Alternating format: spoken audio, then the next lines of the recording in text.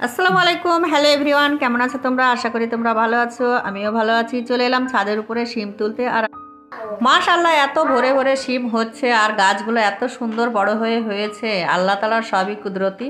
তো আল্লাহ তাআলা এত ভালোবাসছে, তাই জন্যই এত কিছু দিচ্ছে আমাকে। আর এত ছাদের উপরে যে সবজি আমি লাগাচ্ছি, খেয়ে ফুরাতে পারছি না। আত্মীয় স্বজন, পাড়া প্রতিবেশী সবাইকে দিয়েও মানে শেষ হচ্ছে না।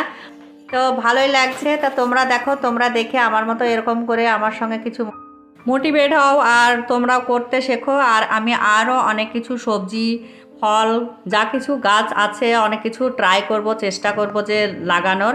আর তোমাদেরকে দেখাবো ভালো ভালো ভিডিও নিয়ে এসে। আর তোমরা দেখো, দেখে শেখার চেষ্টা করো। আর আমার পাশে থাকো আর আমাকে সাপোর্ট করো। আমার চ্যানেলটাকে সাবস্ক্রাইব করো, লাইক করো, শেয়ার করো, কমেন্ট করো, ভালো লাগবে আমার। লাইফে কোনো কিছু ভালো করার চেষ্টাই করিনি, চেষ্টা করার সময়ই পাইনি। ছোট বয়সে বাবা মায়ে বিয়ে দিয়ে দিয়েছে, বাস তখনই থেকেই সংসার আর সংসার, বাচ্চা মানুষ করা, সংসারের কাজ করা, এইসব করতে করতে লাইফটা এইভাবে কাটছে।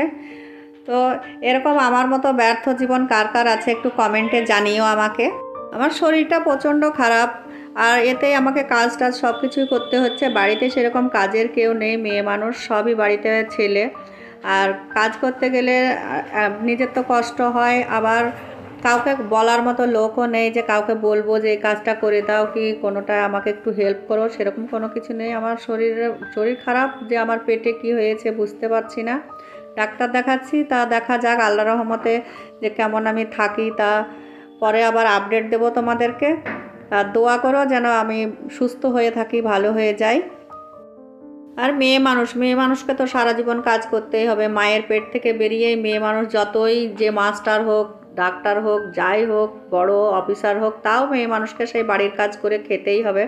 আর বাড়ির কাজ না করলে পরে তো ছেলে মেয়ে, স্বামী কেউ তো খেতে পাবে না। আর একটা মেয়ে মানুষের উপরেই ডিপেন্ড করে একটা সংসার চালানোর মতো। তা মেয়ে মানুষের এত শক্তি, এত সাহস, এত ধৈর্য আল্লাহ তাআলা দিয়ে পাঠায় দুনিয়াতে, যে মেয়ে মানুষ সব রকমের কষ্ট, দুঃখ সব কিছু ভুলে আবার নিজের সংসারে মন দেয়, নিজের সংসারকে আটকে রাখার জন্যে, নিজের সংসারকে আগলানোর জন্যে সব কিছু করতে পারে একটা মেয়ে মানুষ। আমার এই কথাগুলো বলার উদ্দেশ্য হচ্ছে সব মানুষকেই, মেয়ে মানুষকে একটু ধৈর্যশীল হওয়া, একটু তাদেরকে সাহস দেওয়া, সেই বুদ্ধিটা করানোর জন্য এই কথাগুলো বলছি। তো আস্তে আস্তে তোমাদের সঙ্গে গল্প করতে করতে এই দেখো আমি শিম তুলে গাদা লাগিয়ে ফেলেছি। যে এত হয়েছে, আল্লাহ তাআলা দিয়েছে, খুব ভালো লাগছে মাশাআল্লাহ। এই দেখো কতটা শিম আমি তুলেছি।